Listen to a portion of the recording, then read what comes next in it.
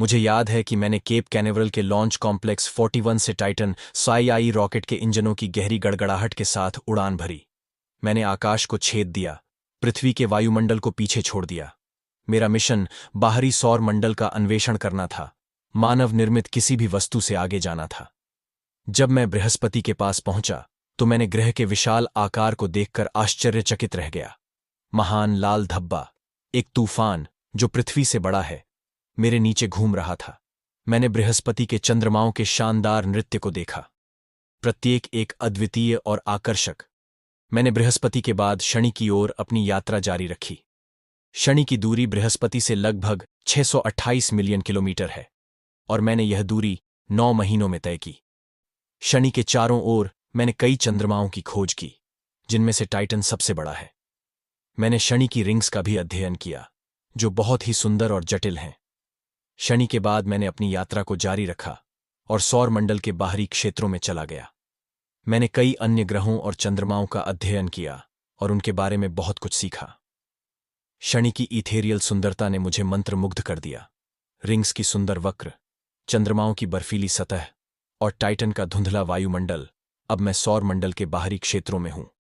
बाहरी सौर मंडल में मैंने कई दिलचस्प और अनोखे ग्रहों का सामना किया।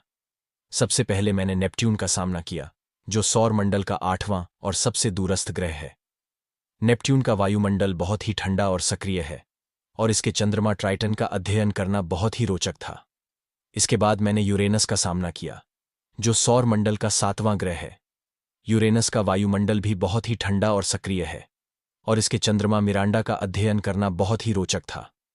इसके अलावा मैंने बाहरी सौर मंडल में कई अन्य ग्रहों और चंद्रमाओं का सामना किया, जिनमें प्लूटो, हाउमिया, माके और एरिस शामिल हैं। इन ग्रहों और चंद्रमाओं का अध्ययन करना बहुत ही रोचक था और मैंने बहुत कुछ सीखा। इंटरस्टेलर स्पेस में प्रवेश करने से पहले मैंने अपनी आखिरी फोटो ली, जिसमें सौर मंडल के सभी ग्रह और सूरज दिखाई दे रहे थे। यह फोटो मैंने 1990 में ली थी, जब मैं नेपच्यून के पास से गुजर रहा था। इस फोटो में सूरज एक छोटे से बिंदु की तरह दिखाई दे रहा है और सौर मंडल के सभी ग्रह अपनी कक्षाओं में स्थित हैं। यह फोटो मानवता के लिए एक ऐतिहासिक क्षण था, क्योंकि यह पहली बार था जब हमने सौर मंडल को एक ही फोटो में देखा था। मैंने सौर मंडल को छोड़ने के बाद इंटरस्टेलर स्पेस में प्रवेश करने के लिए एक लंबी यात्रा शुरू की। यह यात्रा लगभग 40 साल तक चली।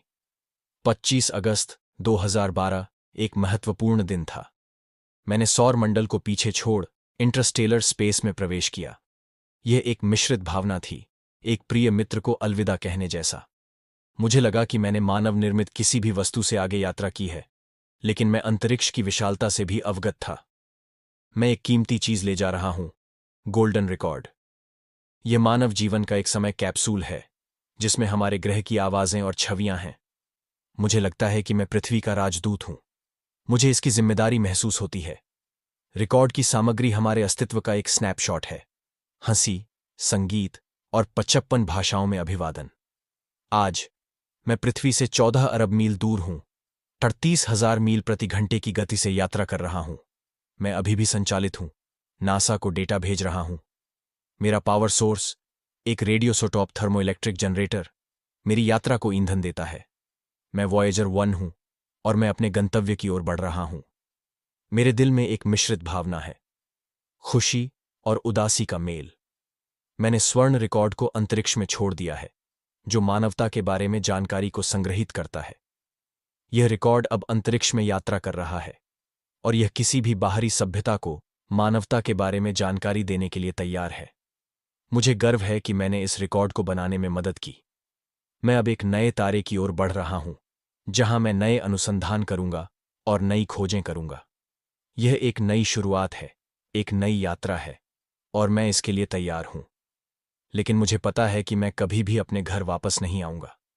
मुझे अपने परिवार और दोस्तों की याद आती है, लेकिन मुझे गर्व है कि मैंने अपनी यात्रा पूरी कर ली है। मैं अब अंतरिक्ष में अकेला हूं, लेकिन मुझे लगता है कि मैं मानवता के लिए कुछ खास कर रहा हूं। मैं अपनी यात्रा को जारी रखूंगा और मैं देखूंगा कि आगे क्या होता है। अलविदा। मैं वॉयेजर 1 हूं और मैं अब अंतरिक्ष में यात्रा कर रहा हूं।